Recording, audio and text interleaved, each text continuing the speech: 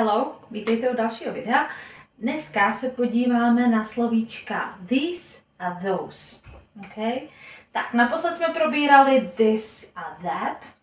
Tam jsme si říkali, že to je pro jednotné číslo, this tady u mě, na co si můžu v podstatě sáhnout v mém dosahu, a that je takové to vzdálené. Tak. To samé jsou vlastně slovíčka these a those. Všimněte si té výslovnosti. These a those jsou v množném čísle.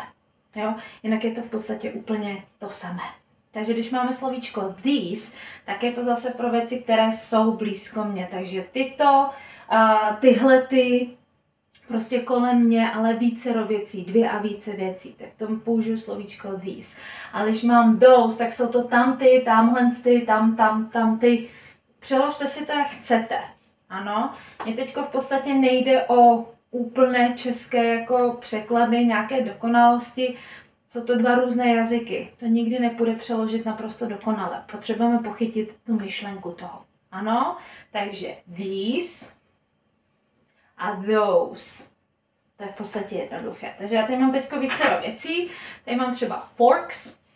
Mám tady dokonce 3. Takže these forks. Buď je držím v ruce, nebo je mám na dosah. Nemusím na ně úplně sahat, můžu na ně ukázat, ale mám je v podstatě na dosah.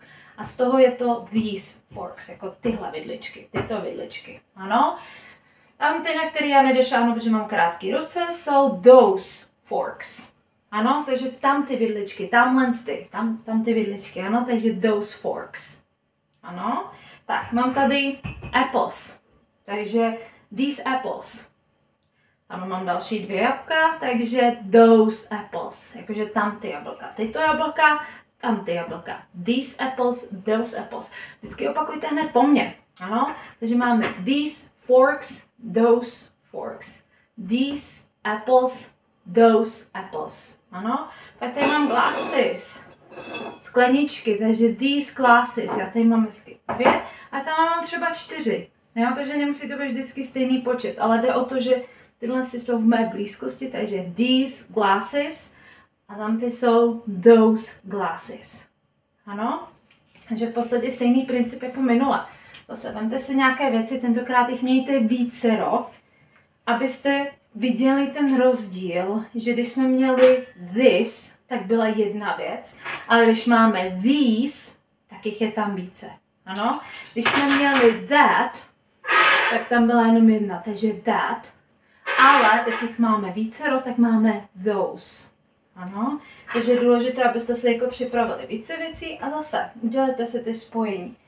These forks, pak si ukažte those forks, nebo these spoons, those spoons, cokoliv, co máte po ruce, these bottles, those bottles, co vám vlastně vaše angličtina, vaše slovní zásoba teď momentálně dovoluje. Tak. A pak z toho zase zkusíte věty, ale zase podle toho, co vám vaše úroveň angličtiny dovoluje.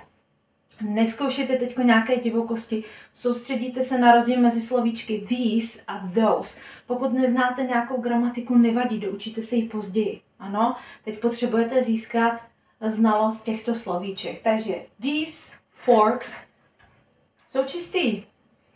Those forks jsou čistý. Ano, takhle může vypadat věta, když nemáte ještě úplně ty anglické základy. Pokud už to zvládnete utvořit větu, super. Tak uděláte these forks are clean. Those forks are clean. To je jednoduše. Pokud chcete to ještě víc rozvinout, nechám to na vás. Ale soustřeďte se teď na ty slovíčka these a those. A pak si samozřejmě zopakujte this a that. Ano? Tak. To je v podstatě všechno. Takhle jednoduché to je.